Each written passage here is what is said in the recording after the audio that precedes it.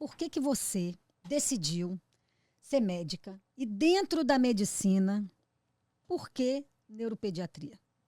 Gente, primeiro eu queria agradecer imensamente a esse convite. Incrível, estou encantada, o cenário realmente é lindo. Aqui fui super bem recebida por Chan. E esse estúdio maravilhoso. Está aqui com essas mulheres lindas e fortes e amigas que eu amo. E você veio completar. Proxanda é minha pró de teatro, então vocês vão me ouvir chamando ela de pró. Porque respeito muito o professor e ela é uma pró de responsa, uma diretora. Uma diretora de teatro incrível, sabe dirigir como ninguém. E eu recomendo quem quiser fazer teatro. Mesmo que não seja para ser atriz, mas para se desenvolver melhor no seu trabalho, faça um teatro com a minha Proxanda. Ela é, ó, sucesso da Bahia. Fantástica. Eu vou até endireitar o microfone, porque eu não quero que você perder nenhuma palavra desse jabá. Já tô vendo que isso vai virar corte, né? Esse já, vai ser um baita corte. Recomendo, viu? Minha Proxanda, diretora incrível, uma mulher pra casa. que... Olha, Raquel. Cumpre todos os combinados, gente. Sempre entrega um espetáculo depois de cada semestre de curso. Fantástica. Recomendo. Proxanda, Teatro pra Vida. Façam teatro. Teatro é vida. E é sério, melhora o desempenho em todas as coisas. Eu vou falar disso depois que ela deve perguntar sobre isso. Mas aquele cachê que a gente combinou... Tá explicado, gente. Aquele cachê que a gente combinou... Pelo amor de Deus. Ô, gente, falei tudo de coração e tudo de verdade. Quem me conhece sabe que eu sou uma mulher verdadeira e falo o que penso. Mas diga pra gente... Depois desse jabá. Agora eu vou responder a pergunta. Por que você decidiu medicina? E dentro da medicina, depois, por que você foi para neuropediatria? Pronto, antes de querer ser médica, eu queria... Só não deixe de direcionar para cá, porque a gente não quer perder nenhuma palavra. Tá bom. Antes de ser médica, na verdade, eu queria ser atriz. Imagine. E também sonhei em algum momento em ser procuradora da República, porque meu tio é procurador. São três coisas que não tem nada a ver. Meu tio é procurador da República, então por uma extrema admiração eu falei... Vou ser procuradora da República. Mas depois eu vi que direito não era minha. E desde os 9 anos eu decidi, vou ser médica e pronto. E desde então eu falei, vou estudar para isso. Antes de querer ser médica, eu quis ser patinadora das Olimpíadas. Porque eu achava lindo. Eu tinha umas coisas dessas também. Eu queria ser ginasta. Eu queria ser patinadora das Olimpíadas. Mas quando eu queria ser, eu era tão pequena que eu dizia assim, eu quero ser patinadora das Olimpíadas. Aí minha mãe até hoje conta isso. Enfim. Mas aí com 9 anos eu decidi. Falei, vou ser médica, é isso que eu quero pra minha vida, minha carreira é essa. E acabou. Sempre imbuída, assim, muito da ideia de cuidar.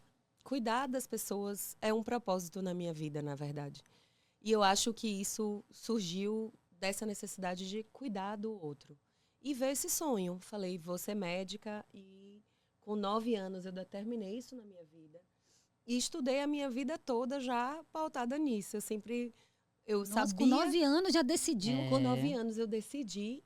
E eu sabia que eu tinha que ser uma excelente aluna, né? Porque na minha época, eu já estou com 41, só tinham 2 faculdades na Bahia, em Salvador, né? Na Bahia toda, na verdade. Não tinham faculdades no interior e as faculdades disponíveis eram ou a UFBA ou a Baiana. Então, só tinha uma opção, estudar.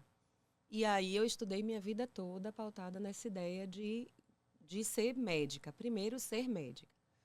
Quando eu entrei na medicina, a trajetória para chegar à neurologia foi um pouco longa. Primeiro, eu imaginei várias outras especialidades, porque eu amo a medicina como um todo. Isso era uma dificuldade para mim, porque a cada rodízio que eu passava por uma especialidade, os professores diziam, nossa, mas você seria um excelente oftalmologista. Nossa, mas você seria um excelente ginecologista. Porque eu gosto de cuidar. E eu estudava tudo mesmo. E me dedicava àquilo ali que eu estava fazendo, com muita integridade, com muita dedicação. E realmente eu me destacava, né? E eu amava tudo que eu fazia, porque eu amo a medicina inteira, o cuidar. Mas eu nunca refleti tanto do porquê da neurologia, mas quando eu era pequena, minha avó paterna teve um câncer na cabeça. E veio, infelizmente, a falecer em função disso, mas naquela ocasião, eu era muito pequena, eu pude perceber, né, a admiração por aquele médico, pelo neurocirurgião. E a neurologia me encanta, porque o cérebro que comanda todo o corpo e todas as funções. Então, pronto, acho que isso ficou na minha cabeça. A ideia inicial era ser neurocirurgiã, eu fiz vários cursos voltados para neurocirurgia, eu fiz estágio de neurocirurgia aqui no HGE. Na época havia uma prova que fazíamos, eu fiz um pedacinho também nos Estados Unidos, que eu fiz um pedaço da Faculdade de Medicina em Cornell University, em Nova York. E também em Lima, eu morei no Peru, em Lima, adoro, uns 4 adoro meses. Lima. Adoro, Fantástico eu fiquei lá. 10 dias lá, fiquei louca. Adoro Lima, Cultura, nossa. música, comida, bacana. tudo maravilhoso. Fiquei 10 dias lá em Miraflores. Eu morei em Miraflores. Ai, delícia. Legal. Gente, Morei em cada Miraflores. esquina um cassino. É? Pra gente que não tá acostumada, dá um choque na gente, entendeu? Que são cassinos suntuosos, assim, Sim. entendeu? Dá um E choque. assim, ó, o negócio de Lima foi curioso, assim, porque quando eu fui morar nos Estados Unidos, não. Eu fui programada, eu fui fazer os clerkships mesmo. Eu fiz um pedaço do meu internato lá. Então, era tudo programado, eu já sabia e eu fiquei em neurocirurgia. Tenho até as cartinhas. Eles queriam que eu ficasse lá. É porque eu sou muito apegada à Bahia. Eu queria voltar para minha terra e eu não quis ficar lá. Mas em Lima foi assim, eu fui para estudar espanhol. O objetivo não era ir para o hospital, era estudar espanhol. Só que eu já estudava medicina. Então, eu levei meu jaleco, levei meu currículo, levei minhas notas. Falei, vai que a pessoa que vai me hospedar, né, tem algum médico na família e pode me indicar. acolher. E eu não sabia para que especialidade era. Cheguei assim sábado e falei para Diana, que foi a pessoa que me hospedou, que eu amo, converso até hoje. Diana, ó, eu estudo medicina, eu queria muito acompanhar um médico aqui no hospital para conhecer a saúde de Lima. Ela chegou e disse assim, ó, Raquel, me chamavam de Rachel, Rachelita. Ratinho, né, gente? É. Aí ela falou, Edwin, que é o marido dela, tinha uma consulta com o neurocirurgião na segunda, porque ele tem uma hernia de disco. Aí ela falou, eu não conheço ele, mas eu vou te levar, você leva seu currículo e de repente, se ele aprovar, você começa. Aí eu falei, tá bom. Aí assim eu fiz, fui, levei meu currículo, levei meu jaleco, esperei a consulta terminar. Quando a consulta terminou, eu me apresentei com minha cara de pau. Olá, sou Raquel do Brasil e vim aqui, vou passar alguns meses aqui, eu gostaria de acompanhar o senhor.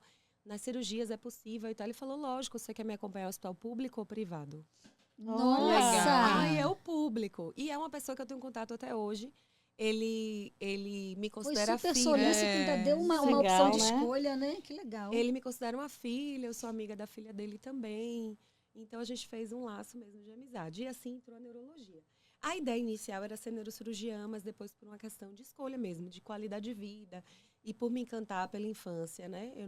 Acabei não escolhendo fazer neurocirurgia infantil e sim neuropediatria, que é outra rota. Eu fiz residência em pediatria, uma prova para fazer residência em pediatria, depois outra prova para fazer uma residência em neurologia infantil.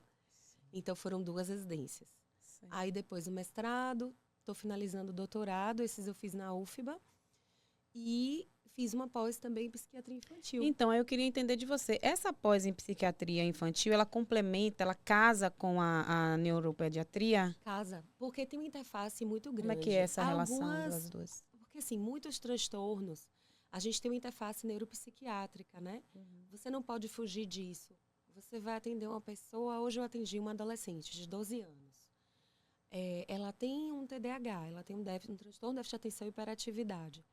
Mas a principal queixa dela eram pensamentos intrusivos que a levavam a ter um comportamento muito repetitivo, então ela estava com um toque. O que são pensamentos intrusivos? Poxa, tá. O pensamento intrusivo é assim, ela não consegue parar de pensar uma coisa. Ela não é esquizofrênica, não é uma alucinação, ela sabe que aquela voz não é dela. Mas o exemplo dessa pessoa em si, dessa adolescente, ela tem pensamentos de doença, Que se repete, é o de mesmo morte, pensamento. que se repete. Então, ela cria um nexo de causalidade entre uma ação e o pensamento. Então, o que mais atormenta ela hoje na hora que ela vai escolher uma calcinha para vestir, ela pensa, a voz diz para ela, se você usar essa calcinha, você vai morrer. Se você Nossa. usar aquela calcinha, sua mãe vai ter um câncer. Se você usar aquela outra calcinha, sua irmã vai a óbito, vai morrer. Então, ela tem esses pensamentos intrusivos. São pensamentos que não são pensamentos felizes. São pensamentos que invadem a mente dela, que ela não tem absolutamente nenhum controle e que trazem sofrimento. Isso a gente chama de pensamento intrusivo. Raquel, deixa eu te E perguntar aí uma ela coisa. tem muita dificuldade, só pra porque você- isso atrasa ela de sair de casa. porque ela fica As pequenas decisões acabam tomando muito tempo, uma né? proporção gigantesca. Mas deixa eu te perguntar uma coisa. Dentro disso aí, você retoma, você fala o meu e já retoma, porque é tudo junto. Porque eu te perguntei isso, o que é pensamento intrusivo, porque eu nunca ouvi essa palavra, não sabia o que era. E aqui a gente tem que deixar tudo explicado para a nossa audiência e para a gente também aprender, né? É. Uma pessoa que eu conheço, vamos dizer, uma amiga, né? Era uma colega, uma conhecida e tal, uma vez, há muitos anos atrás, a gente conversando na praia, ela me falou assim, ela disse assim, olha, eu tenho uns pensamentos às vezes esquisitos, a gente conversando, eu falei, o que é que você pensa? Ela disse, a gente estava na praia, ela falou assim, não, às vezes eu olho, por exemplo, a água do mar, e aí eu me vejo me afogando, entendeu? Ou eu olho minha filha, ela tinha uma filha pequena, ou eu olho minha filha e me vejo afogando ela. Ela me falou isso assim, aí eu fiquei meio assim, eu disse, gente, a pessoa pensar essas coisas. Ela falou, não sei por que eu tenho isso, mas às vezes eu tenho isso e tal. E aí eu fiquei meio chocada. Isso são pensamentos intrusivos também? São também. São também. Mas aí tem que achar a causa disso, né? Nem todos os pensamentos intrusivos vão ser necessariamente um toque. No caso dessa adolescente era porque Ela já tem ela falou diagnóstico, assim, sabe o né? que ela falou? Não, eu que dei o diagnóstico hoje. O que ela falou foi assim, tia, eu tenho isso desde que eu tenho 6 anos. Mas está relacionado ao TDAH? Não tem nada a ver. Nada relacionado. São transtornos completamente distintos. Perfeito. Então, Hoje ela está com 12. 12. Então, Hoje ela consegue ter consciência disso e teve essa consciência com Externar, você hoje, né? é. Agora veja ela porque- tendo isso desde 6 anos. desde 6. É porque nos últimos meses isso vem se agravando. Sim. Então, e ela conseguiu falar isso comigo. Quer dizer, ela não conversa. Eu falei, você conversa isso com o seu psicólogo? Ela falou, não. Eu acho que não achava que isso era importante falar. Eu falei, não, é muito importante. Converse com ele que ele vai te ajudar nisso também e tal. Enfim, então a psiquiatria, ela emerge aí, né? Porque o ser humano ele é totalmente plural.